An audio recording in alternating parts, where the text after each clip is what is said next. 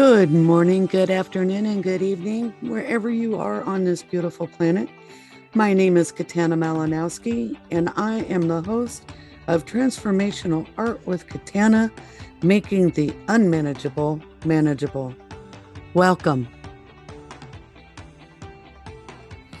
I have with me here today my friend David Stretanski. He is a cellular health team leader.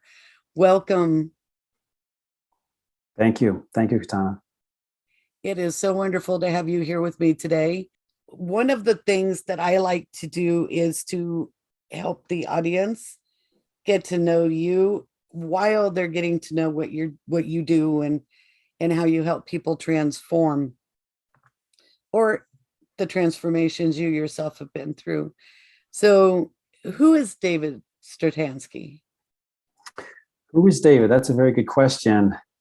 Well, originally I'm an engineer who had some health challenges earlier in life.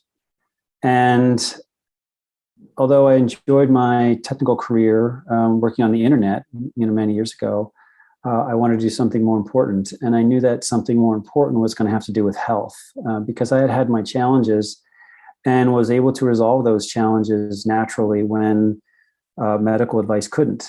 And that transformed me into a student of everything natural, alternative, holistic health that I could find. And as I was considering transitioning to another career, I knew it was going to have to do with health and also things like mobility, because that's where some of my challenges came from. And so I tend to be an introverted math science engineer, and somehow I was able to transform myself into trusting the wisdom of the body and the natural approaches, everything from nutrition to energy work to mindset work. And all of those things contributed to me really transforming my whole life, not only in terms of my health, but also in terms of my fulfillment and how I interact with those and do my best to pay forward what happened with me. Wow, that's fantastic. Yeah, it's oftentimes our own transformations that help us see ways that to help others transform that aren't necessarily traditional. We have alternative modalities to get there. And I think that a big part of what both of us do is empowering people to help that process for themselves. Yeah, that's really I represent a company with unique technology. Their tagline is really, we power potential. We are empowering people with information and opportunities to help themselves and others. And it's really about opening people's minds to learn about things they may not know they didn't know, because there's things we know in life, there's things we don't know, but we know of them. But then there's also things that we don't know. And, this fits into that category. And many times alternative approaches fit into that for many people. They're not exposed to it. And, you and I were out there doing work, just saying, hey, have you considered this? And it's not a hard sell. We're not trying to convince anybody of anything. We're just like, we want to make sure people have an opportunity to learn about other things, because we never know who's going to resonate and how it's going to impact them. So, it's a situation where we're just trying to get messages out so people have opportunities to choose, and then honoring that choice, whatever they decide. Absolutely. Absolutely. Well, my next question for you is, what is that which makes you happy? What makes me happy? What makes me happy is one, having a deep gratitude for where I'm at today, and then also being able to honor that by making sure that my experiences can get out to, again, people who are open to thinking about other options. And I guess the best day of, the best days of my life and work have been, when someone texts or calls or emails or sees me and gives me a big hug and says, hey, what you shared with me or what you shared with someone who shared with me, kind of went down the chain, that really helped me, or that really helped my parent, or that really helped a good friend of mine who was really in a bad way and needed some other information.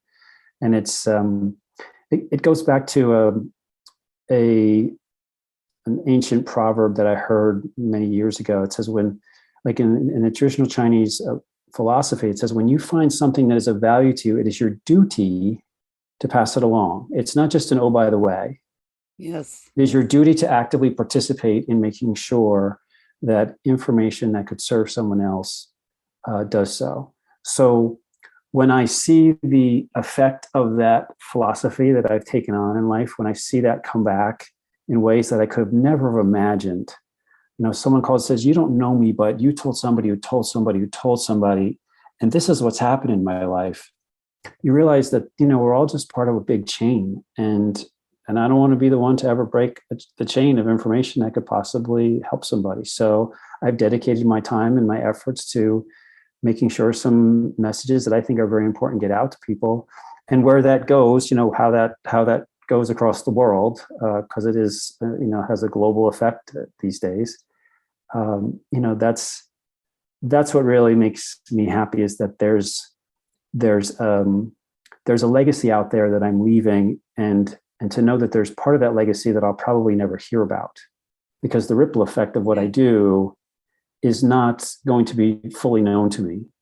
But Right. just knowing that it's much greater than what I know is it's a sense of, or a place of peace that I can go to and say, when my head hits the pillow at night, I know I've done the best to help others in a way that I feel very strongly about. I had challenges.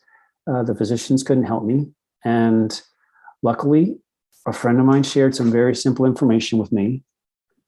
And I decided to put it into action. And where would I be without that word of mouth piece of information that came across my path?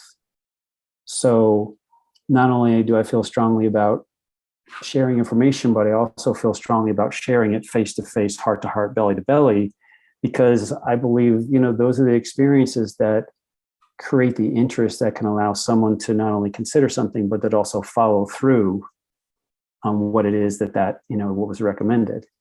Because when, someone someone you respect, someone you have a lot of rapport with, when they share something with you, you take it more seriously. So I believe that the direct information transfer approach, person to person, is much more powerful than anything you'll see on TV. It's more powerful than what you'll see in general on social media, although my work on social media is very strong too, because people resonate with the message that I put out, and then we can have a conversation. Yes. So it's much more powerful than some advertisement and some words, either spoken or in print, that are kind of flat relative to saying, someone look at them straight in the eye and saying, hey, this really helped me. I'm not going to try to tell you what to do, but I want to make sure that, that there are options, and I'll do anything I can to help you fully understand this so you can make an informed decision. That's beautiful. What you had to say about the impact, our ripple effect, because yes, we do get to see some transformation that happens before us. In your case, some pain relief, maybe a significant amount of pain relief, or healing of something that's significant to someone. And in my case, I get to see the transformation of the person in building new skills that are moving past old paradigms and moving them into new ways of thinking and being. And you get to see that light up, but the overall ripple effect that it has down the line that we don't get to see.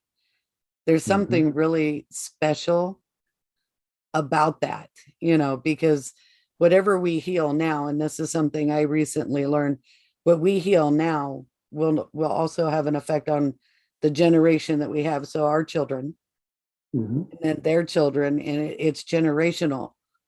So even the smallest amount of healing has a ripple effect that we don't see, and it lives long and far beyond us. And that's a pretty special gift. And I agree with the quote that once we have the ability, it's our duty to share that and Right. to be in service to people. So that's beautiful. Thank you.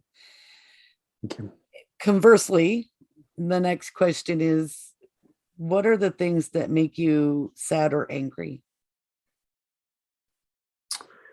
Well, I try not to be angry, but the things that make me sad, or the things that require me to manage my emotions a little bit, is when I see scenarios when people are not, they're struggling or they're settling, but they're not really willing to participate in their own recovery. Mm, And it can be very frustrating and very stressful to know that we may have information that can help somebody, but the person is not open. The person wants to get their information from some other direction, or the person is caught up in their own, perhaps in their own story, and they don't want to step out of that and try to move forward. And so that's very frustrating. I was in that state for probably a decade, not because I didn't want to, because I wasn't exposed to what I needed to be exposed to. mhm, And so when I made some major changes and started to feel better in just a couple of days, this switch went off in my head and said, there's so much that I don't know, and I'm going to be a student of everything I can, not only for me, but for others. And so when I come across individuals that are maybe not in that state that I'm in, mhm. it causes me to just kind of, I have to be very careful, because it can be very sad, emotional when I see that. And I've had people who have been in that state who are no longer with us Mm, for whatever reason. One of those reasons is maybe they just were not open to taking a look at other things, or deciding to change something in their life. The old adage is, the definition of insanity is doing the same thing over and over again and expecting a different result. yeah. So if you have a certain life situation or health situation, and you're not willing to make some changes, maybe just a small change, then um, then you're stuck. You're going to stay where you were. And I was ready, but not everybody is. So I have to be very careful. And I don't want to say it. It doesn't make me sad. It makes me want to just pause and just say a little prayer for the person, just hope they find their way. And I try, like I said, I try not to be angry at things, because anger doesn't really produce anything. It doesn't really create anything. It might motivate me a little bit, but Right. a lot of times that's coming from the wrong energy, and I don't really care for that. But so I don't know. I don't know whether I would use the word sad either, but I have to be very, I have to be very careful, because we do live in a space where, percentage wise, the majority of people are not ready to make certain changes, and that's okay. That's their choice. But if I don't manage that well, then I carry that around with me, and I Mm, don't want carrying the last person's decision to carry forward into the next conversation, because now that's diminishing my ability to help the next person. right. So that was the biggest lesson I had to learn in terms of turning into someone who wanted to share an important message, was that some people are just not going to resonate with the message, and that's okay. Or some people are not going to resonate with the message today. They're just not ready yet. And Right. all I can do is treat them with respect, share what information I can, if they're willing, by permission. Is it okay if I share this with you? And then continue to treat them as a human being, no matter what they decide to do.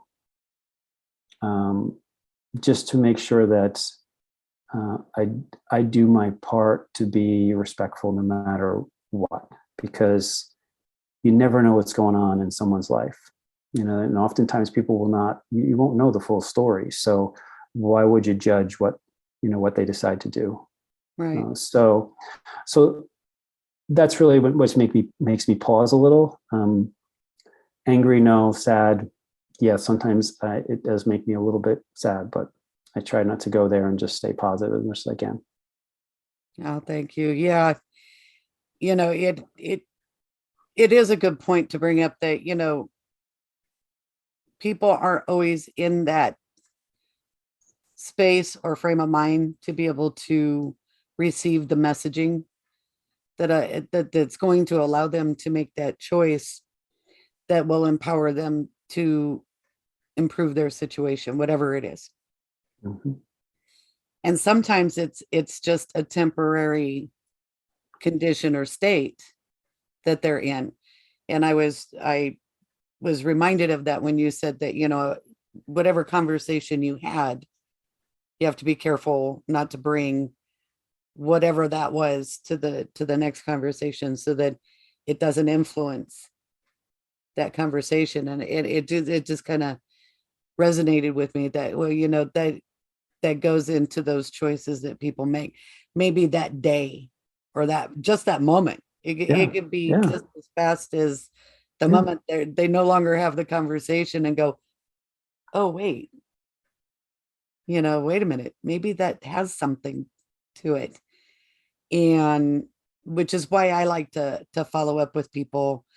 But yes, I have a different take on anger. I learned to look at anger and all emotions through the lens of neutrality, that we can make them good or we can make them bad. And that was so empowering, because when I learned that I could make the choice to make anger a positive, which is to push me or guide me to help make changes, Mm-hmm. that it really gave me a different perspective. And you can actually raise the energy and change it from something that brings you down to something that lifts you up. So I really Mm-hmm. just wanted to bring that forward because it was something Sure. that made me think of that. And with all this being said, so my next question for you is, when you were young, maybe in grade school, what did you want to grow up to be? Hmm. When I was in grade school, I wanted to be an architect. Ooh, I was exposed to some construction type activities as a kid, and just always loved to build stuff. And then I realized that there was a way to be fairly artistic in terms of designing things. And so I took all the drafting, and I even took an architecture class in high school. And that's where I thought I would be. And then went away to school for engineering. Thought I might stay in that same area as a civil engineer, because I was actually working for a civil engineer in my summers in my freshman and sophomore year. But then decided that I wanted to shift to electrical engineering. I'm not sure how that happened. I think I was more intrigued by that. And that led me to leaving college with a degree in electrical engineering, but I didn't want to design circuit boards or computers or whatever it was. At that point, I realized that I really wanted to be more people, with working with people, and submitted resumes for jobs that had to do with customer facing support and or sales jobs. And that really stretched me out of my introvert tendencies to be very analytical, to the point where it was preparing me more and more for interworking with people. And shortly after I started an initial job, customer facing, I took a I took a class, Dale Carnegie public speaking class. It was based on his book, How to Win Friends and Influence People. And that really stretched me. But I knew I needed it. There was something in me that said, you don't want to be in a lab. You want to be out in the world.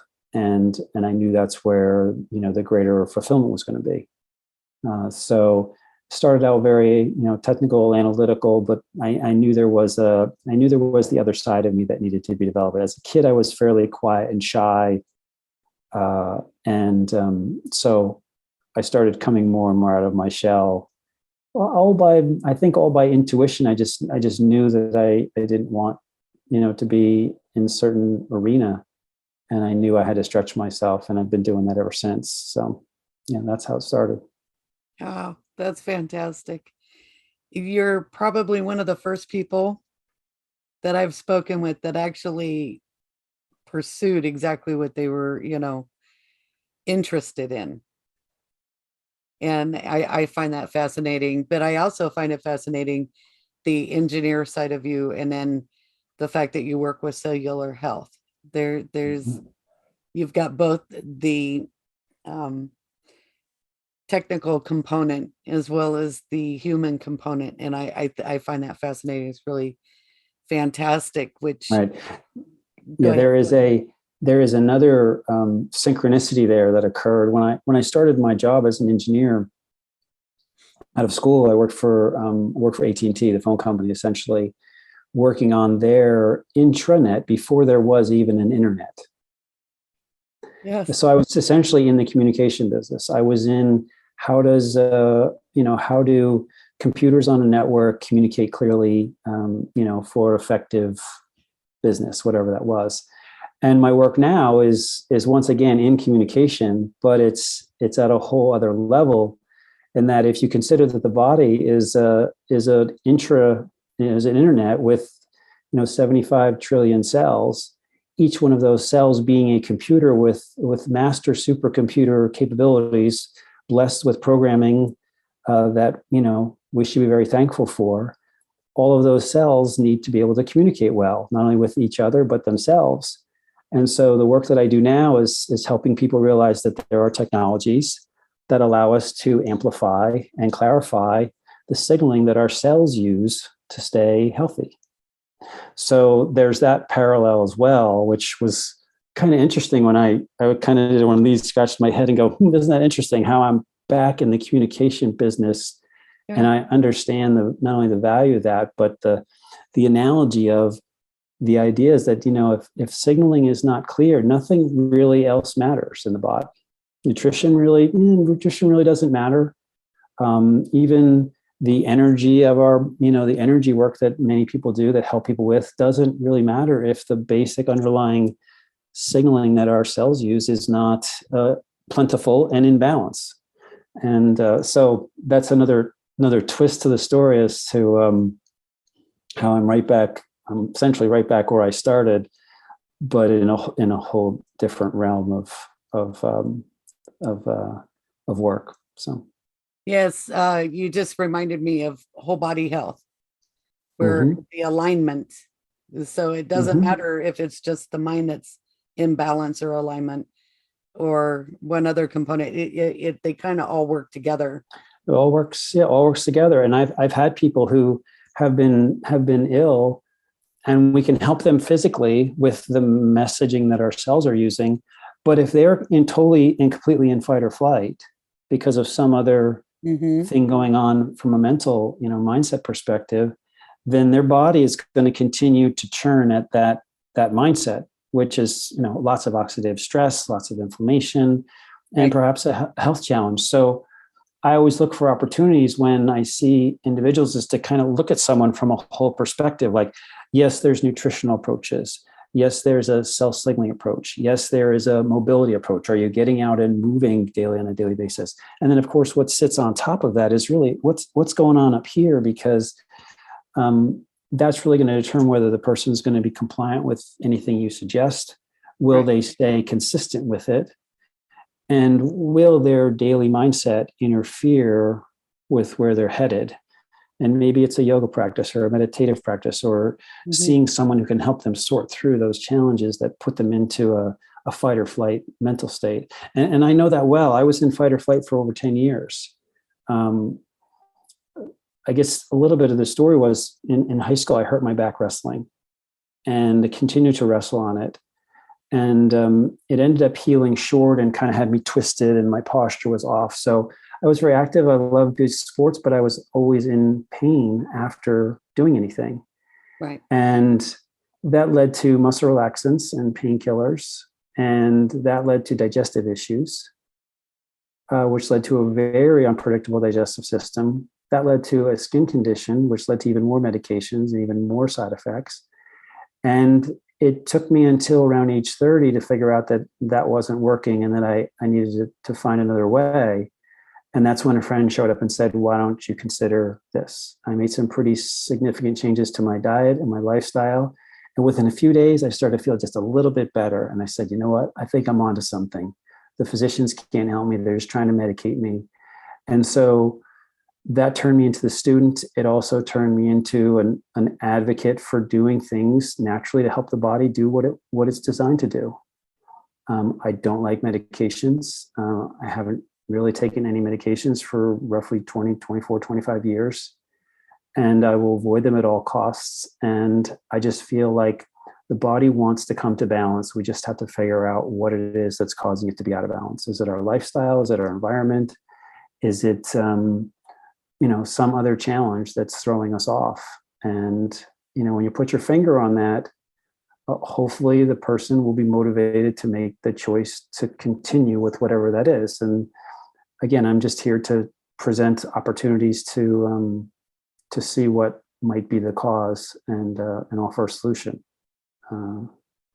So that's a little bit more of the story, and that's really why I'm so passionate about helping people learn about natural approaches, whatever they are. If it has to do with my business, that's great, but I really want to make sure that I do my part. I don't want to have situations where I feel like, it's malpractice on my part to suggest something without suggesting, B, C, D, and E as well. Right. Because it's like you said, it's the full picture. And for me, when I first was ready for this, the first thing I was ready for was some mindset work. I got introduced to personal development. It was 2 a.m. and Tony Robbins was on the TV. And he said, I don't remember what he said, but he said something. And I said, I've got to work on what's going on up here because I am in fight or flight. My body is inflamed from all this other stuff going on.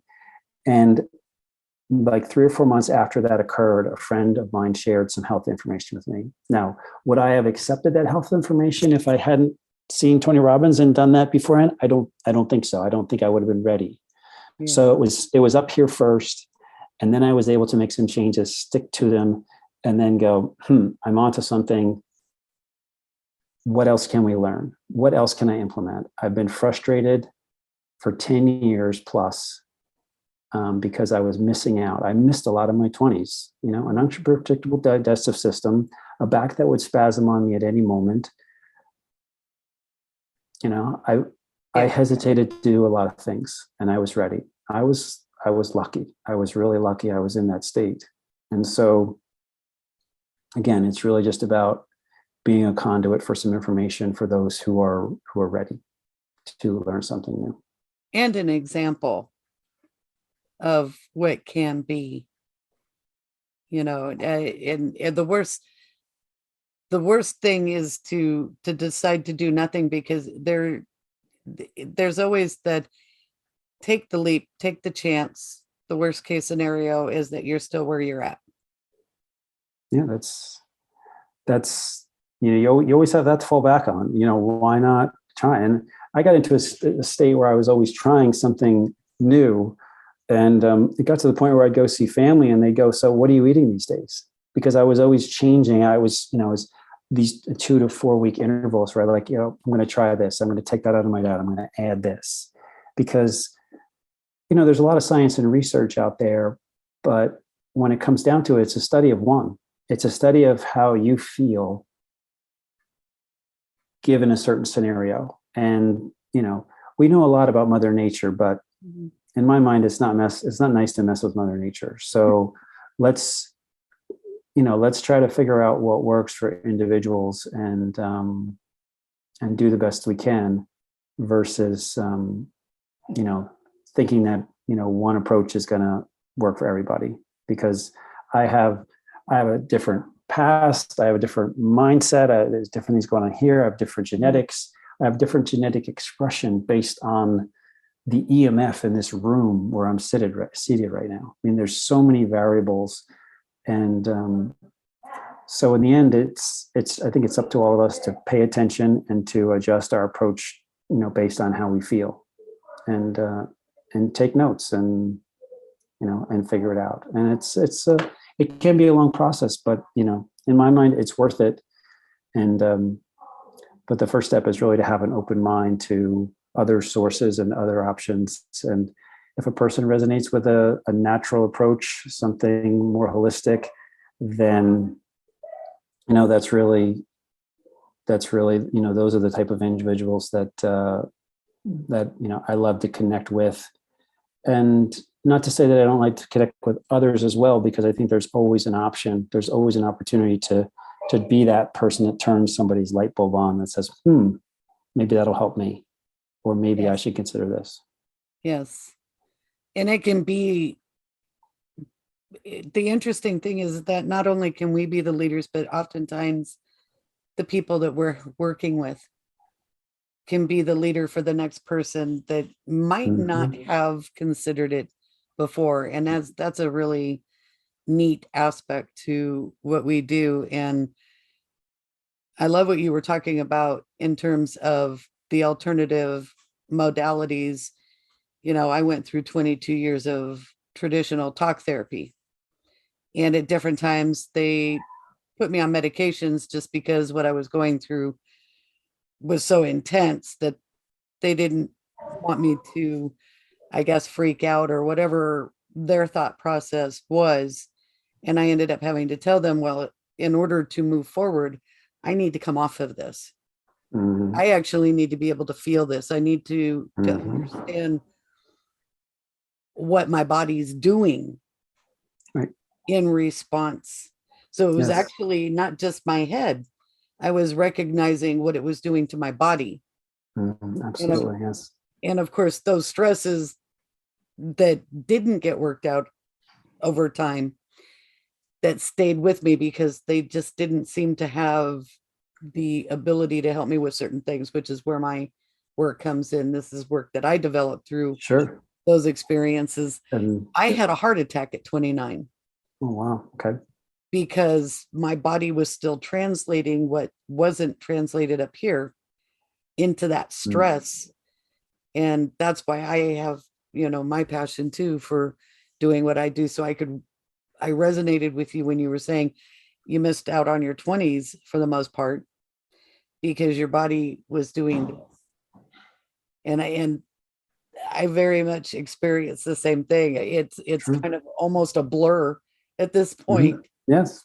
Yeah. I think back to that time, and I didn't enjoy some things, but when there's always that little voice in the back of your head saying, I wonder what's going to happen here. You're there, but you're not fully there. You're struggling and you're settling with a situation. And, luckily we both found ways to improve that. And I completely resonate with your concept is that we really need to be able to body sense. We can't be stimulated or medicated to the point where we can't really understand, how we're feeling. And I think that's what happens often when people get low in energy or even low in a mood or a mindset, is they medicate or they overstimulate to the point where they're really not sure what's my base level, like where am I? They're always being adjusted, in many cases unnaturally. Yeah. And then they can never really put their finger on where they're at, which means they can't really put their finger on what the source of the issue is. And for me, I was lucky when I put my finger on the source of the issue, I was able to take action. But sometimes that's really hard to do when we're not really able to body sense what's reality and what's not only what's only in our head, but how is our physiology being modified by Right. all kinds of things that don't necessarily resolve anything. They just deal with a particular symptom, which isn't really the root cause.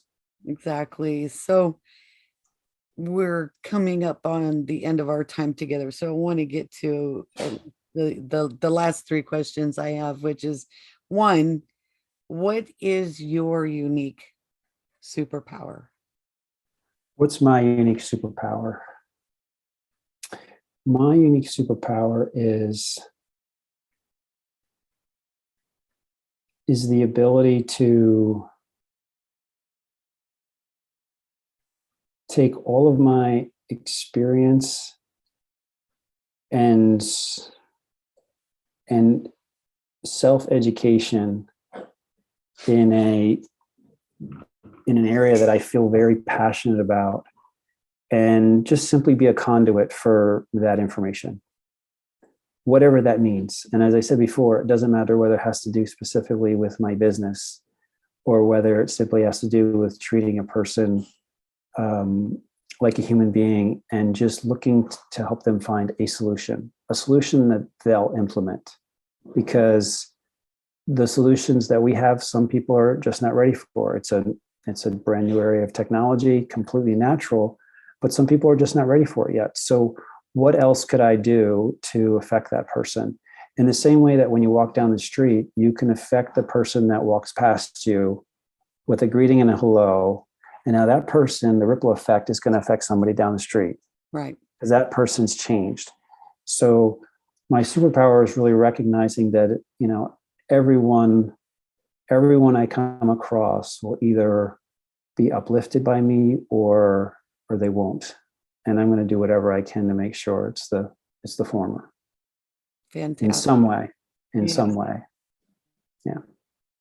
I like that. Can you please explain to the listeners what it is that you do? Sure, absolutely. So when I first left my technology job, I decided I want to do something more important. The first thing I did was I learned how a posture therapy program fixed me so that I could move again without pain. And then I wanted to learn how to teach people how to move, walk, and run efficiently.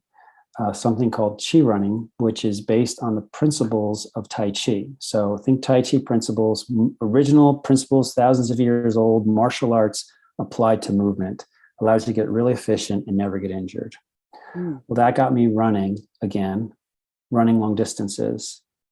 And soon after that, I got introduced to a natural health technology called cell signaling, or the ability to replenish how our cells communicate function, communicate the repair process, replacing cells, protecting them, dealing with inflammation, signaling the immune system, all kinds of different things in health are all based on this fundamental signaling.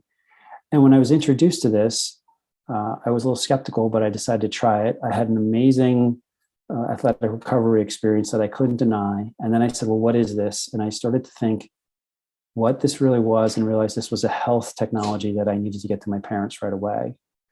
And luckily they were willing to try it, and they had their benefits, and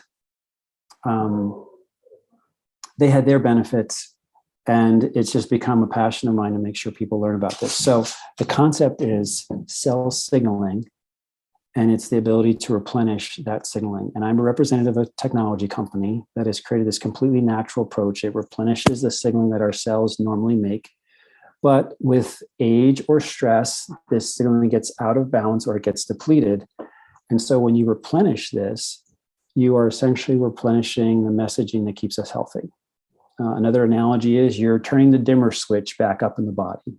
Or if you love your stereo, turning the volume back up in the body as to what's right and what's wrong and what action could be taken in order to help our cells do what they're designed to do. Again, some programming that we've been gifted with.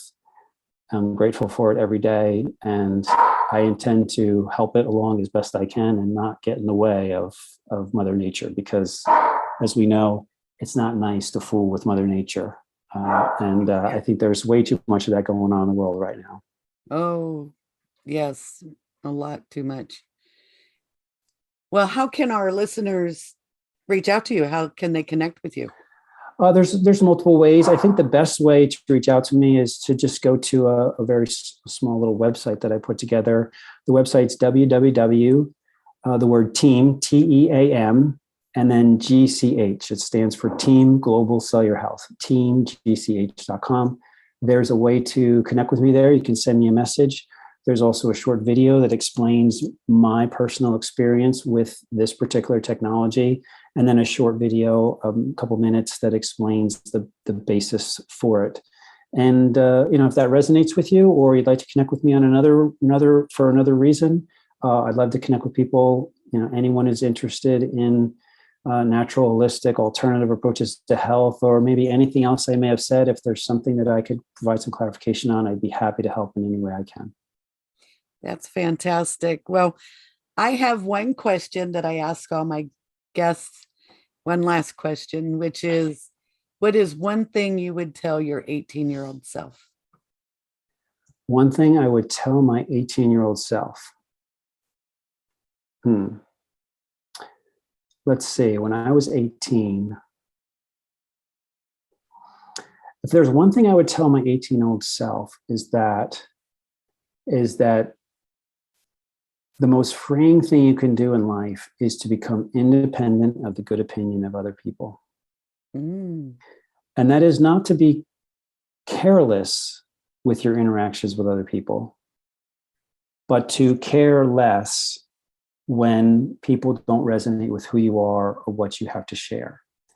In my business, as we talked about earlier, sometimes it can be very frustrating or sad when individuals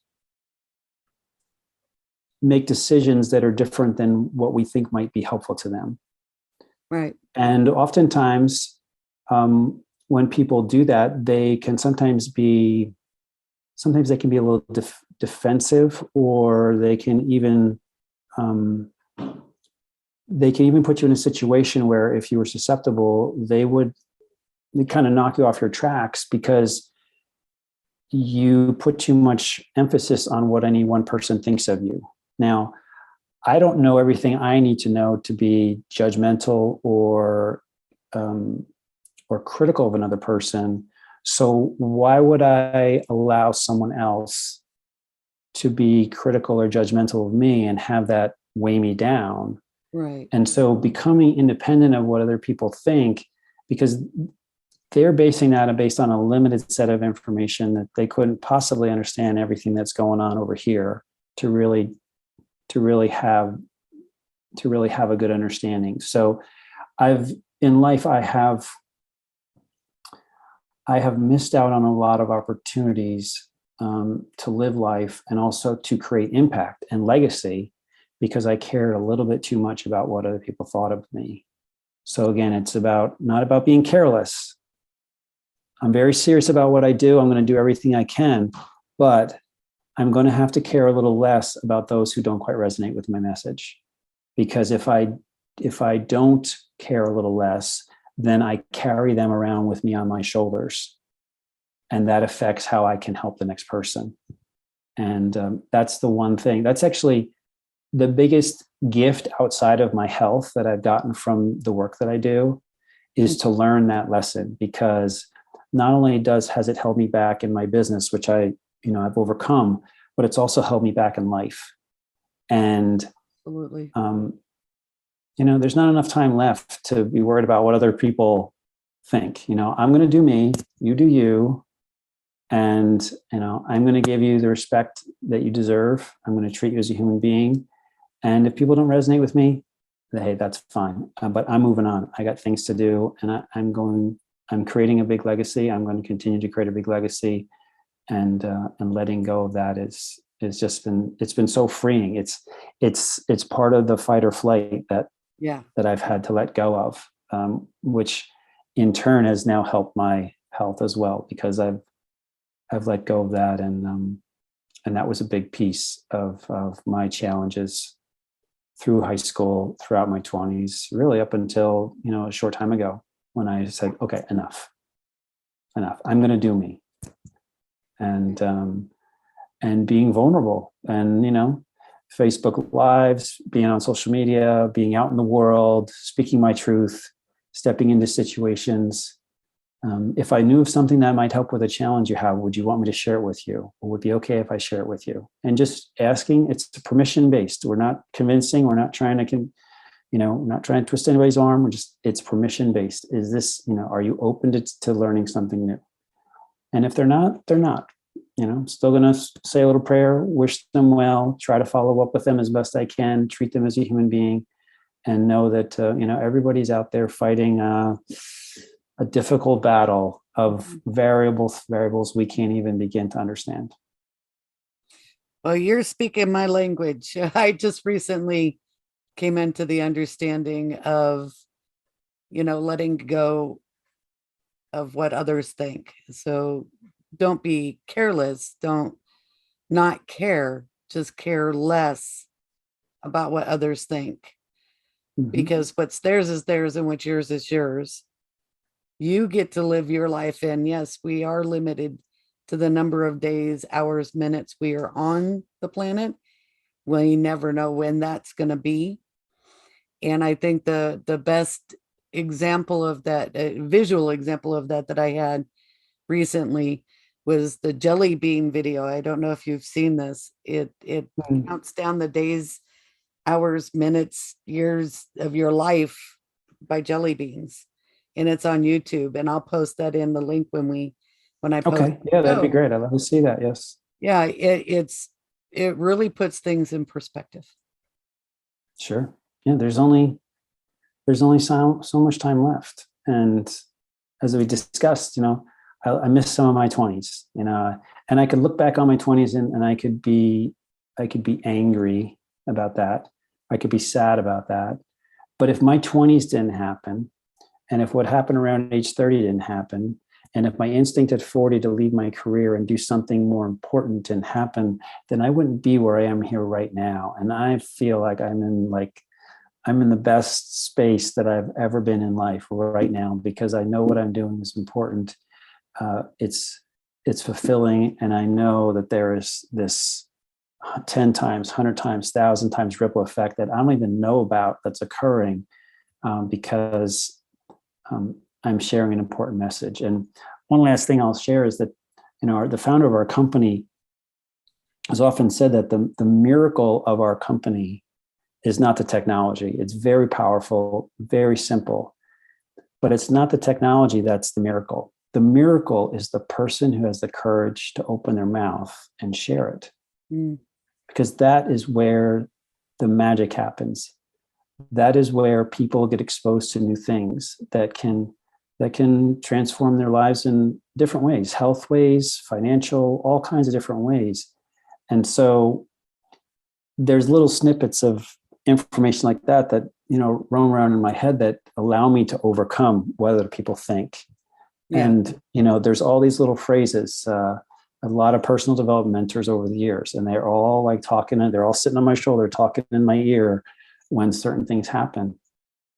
And it's just I just feel like I'm in a very grounded, centered, balanced space where important work to be done, and in the right mindset to go out and affect those who can be affected, and let go of the rest. Again, treat them with respect, treat them as a human being, say a prayer for them if you feel appropriate, but let them go. And eventually everyone will really want to learn about this. Probably almost many people will be utilizing this much more than there is today. And it's just a matter of time. And it just may not be their time right now. And that's okay. Absolutely.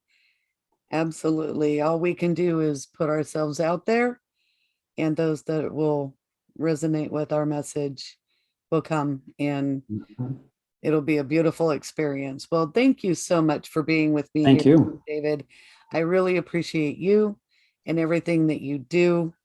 And I really wish you a beautiful rest of your day. Thank you. You as well. Thank you. Thank you for listening to this week's episode of Transformational Art with Katana. If you enjoyed the show, please click the like button and share the link to this podcast with your family and friends. To connect with me personally, please send an email to transformationalartwithkatana@gmail.com. Have a beautiful day.